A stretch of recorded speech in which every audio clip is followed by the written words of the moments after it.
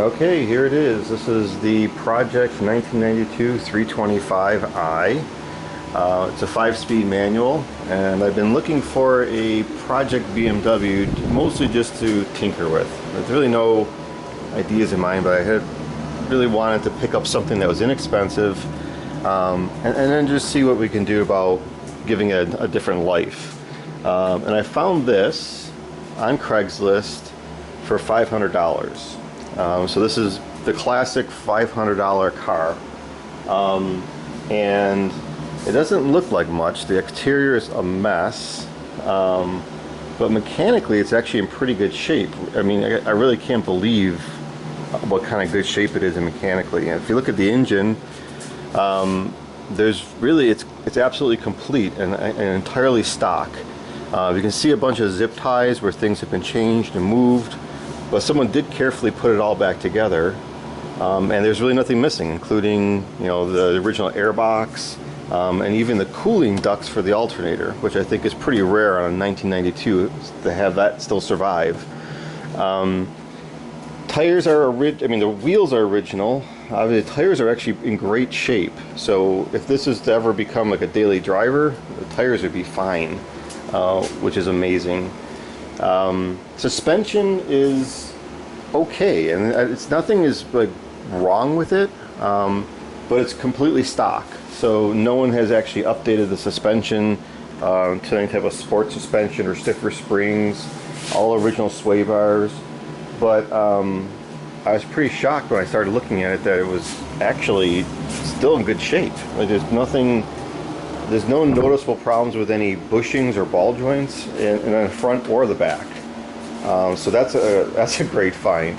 What I'm planning to do with the car, so I thought about it for a while, and I wanted to just fix it for a purpose. And the purpose is going to be turn it into a real legitimate budget track car, and potentially also move on into being a chump car later on.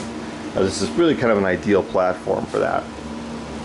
So obviously the exterior is just an absolute mess, but it's, you know, the frame is in great shape. If you look underneath, you know, the rockers are solid, plenty of dents and some surface rust. So if we look underneath the car, it's actually really clean. So hopefully that light's not too bad, but it's in great shape underneath. Including I had just spent the time removing the exhaust, some of the heat shielding, and getting prepped to take the transmission out. And I really couldn't believe that all the bolts were there, everything was still in place properly, and all the heat shields were even there. So despite the appearance of the car, the previous owner had actually taken care of it. So here's a good shot of the interior and why maybe it had the price tag it did.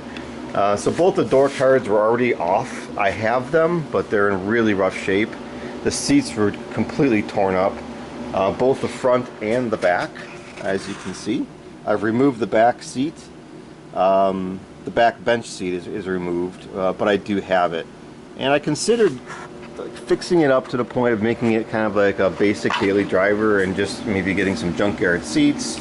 But I think we're going to go to track car route. It's been done 100 times, people doing budget track cars.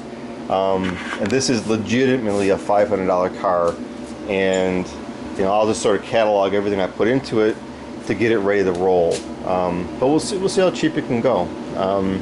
And basically, I'm going to take it and only do upgrades to the car that fall within chump car rules. So with, you know, minimal additional points. So very selective about what we would do for upgrades for that. The clutch is shot. This car, it is completely gone. I mean, it would be something to actually drive if you've never driven a car that has a clutch that's completely worn out, because it can barely move under its own power, because it's slipping so much in every single gear. You can see that the gear shift is completely sloppy, so it needs all a gear shift refresh, all the bushings and everything in that. But that's not a big deal. Otherwise, it's really complete.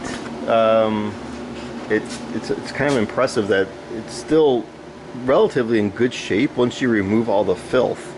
So this car actually did look worse. I'll post a picture with the video of what it looked like originally with everything kind of stuck in it. But you know, for the most part, everything's in pretty good shape. I mean, even if you peel back the carpet, it's probably hard to see, but you know, there's really no rust in the car. There's a couple spaces down here where the fenders had rusted out on the bottom, but that's not structural. So the structural components are actually in great shape. It's just that there's some rust on those. And these fenders are about 30 or 40 bucks, so that's like nothing to fix. Yeah, so the clutch, so the other story about the car is this car was located about 70 miles from me. And, you know, I didn't really want to invest a ton of time looking for a car. This was more just an extra find. So I contacted the seller, and he agreed, because he had some family in the area, to drive the car to me. So I basically bought it pretty much sight unseen and told him if he can drive the car 70 miles, then I'll buy it. It's worth the $500 by itself. And despite its appearance, I really think I lucked out. So I can't say that anyone going after a $500 car is going to be as lucky, but at least for right now, I've been over it quite a bit already, just looking for problems, and I haven't found anything major. The other interesting thing is that the owner gave me a box of parts, which I think usually when someone says that, they basically have a bunch of junk that they've collected and they don't want to keep it anymore, so they give it all to you. But it turns out to be pretty useful. So I have the actual scan tool. So this is not an OBD2 car, so it has the actual BMW scan tool that you would use to clear codes and check them, which is great. An extra computer, which is not very useful. There's an additional MAF sensor, which are usually quite expensive. So it has a shift boot and the insulation in here, extra belt, some, I guess this is probably door gasket material. So there's a caliper, the tow hooks are in here, some sensors, a bunch of bolts. But the really important part about all this is over here. So there was two known issues that came with this car. One, that the clutch was shot. Okay, so we confirmed that as soon as we took a look at it. That was right away. And the second was that there was a power steering leak. And you probably can't see it because I have it apart. But it's a power steering leak where it will actually create a puddle. So it's quite a significant power steering leak. But in this parts box was one of the power steering hoses. Brand new, unused. I think before I pulled it out like this, it was actually in the plastic packaging. So that'll save me some money if that's at least one of the hoses. That's the most expensive one to change. The other two are really, really inexpensive. And we have all of this. So I sorted through the box of parts and found that someone had already done a clutch on this car at least once and left me all the extra parts from it. So we have a clutch fork, a throwout bearing, which actually feels like it's in pretty good shape. It's amazing. Usually everyone changes these, so even if it wasn't shot, they changed it, but that's in really good shape. One of the shifter bushings, and this one is actually brand new. So you can see that there's the rubber pad in the back of this. It's absolutely brand new, including the pin that goes with it. This is an output shaft seal. Obviously the alignment tool, which will have a new one anyways, that come with all the kits.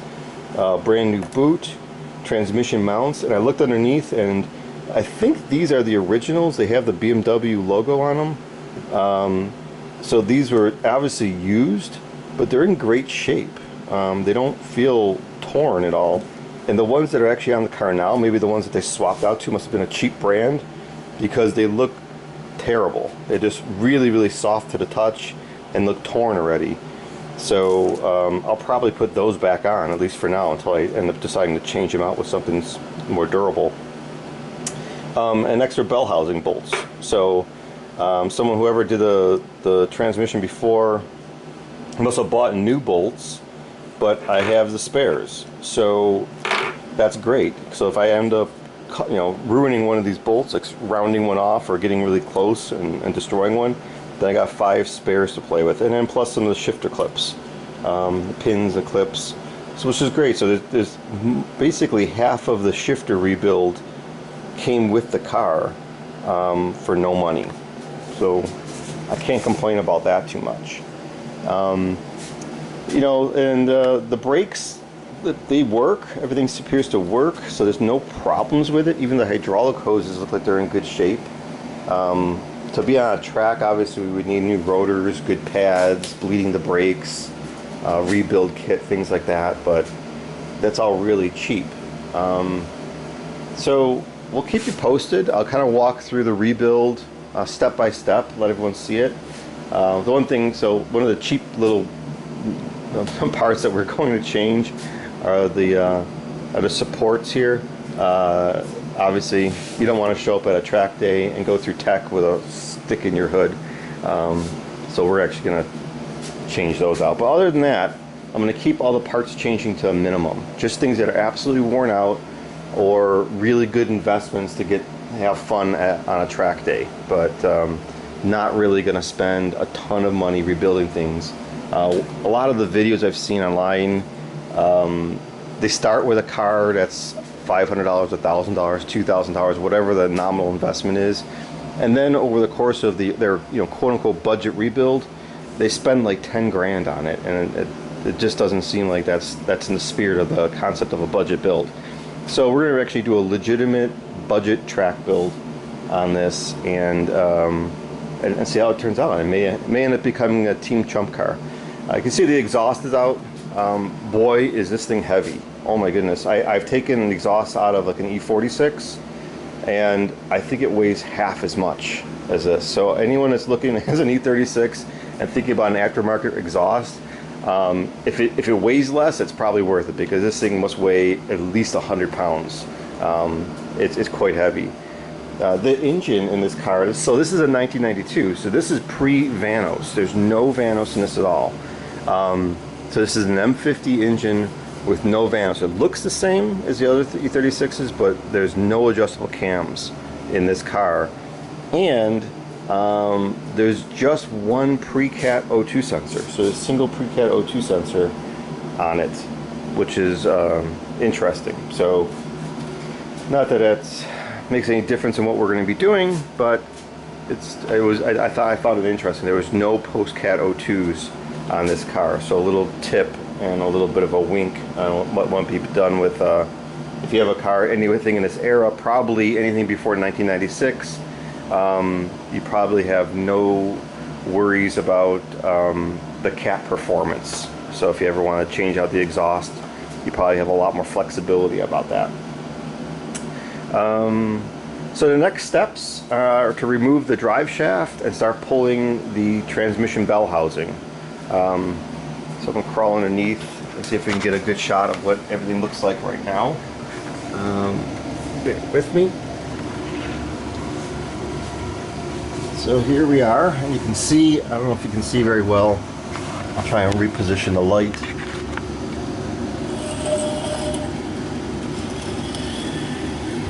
That's better. So if we look here, everything looks pretty normal. Obviously there's just going to be some oil leaks and stuff, but those mounts, those transmission mounts, look terrible. They're super soft too.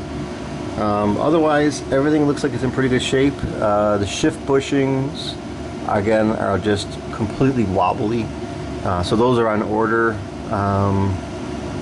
And the next step is just to remove this drive shaft and start pulling the bell housing out. So I'll let you know how all that goes.